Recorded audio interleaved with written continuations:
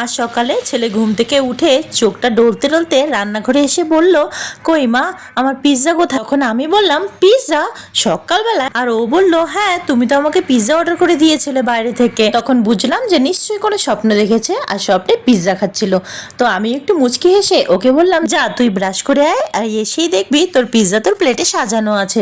তো আমিও রান্নাঘরে ঝটপট চলে গেলাম। ঘরে ব্রেডের প্যাকেট আনা ছিল, 4 পিস ব্রেড নিয়ে নিয়েছি আর কয়েক কোয়া রসুন ছাড়িয়ে একটুখানি তেলের মধ্যে হালকা করে ফ্রাই করে নিয়েছি, একটু নরম নরম করে। সেটার সঙ্গে 1.5 চামচ মতো বাটার দিয়েছি, চিলি ফ্লেক্স দিয়েছি, সামান্য একটুখানি লবণ দিয়ে ওটাকে মিক্স করে নিয়েছি। তারপর ব্রেডের ওপর চিজ স্প্রেডটা দিয়ে সেই রসুন বাটারের মিক্সটাও পুরো ব্রেডের মধ্যে সুন্দর করে সব দিকে লাগিয়ে নিয়েছি। পরে প্যানটাকে 2-3 মিনিট মতো গরম করে নিয়েছিলাম। তারপরে 1 চামচ মতো বাটার দিয়ে ব্রেডগুলো দিয়ে 5 মিনিট মতো ঢাকা চাপা দিয়ে রেখে দিয়েছিলাম। আর আমার ছেলে ফ্রেশ হয়ে এসে দেখো ওর মুখে কি হাসি। তো চলো আজকে টাটা, ভালো লাগলে সাবস্ক্রাইব করে সাথে থেকো।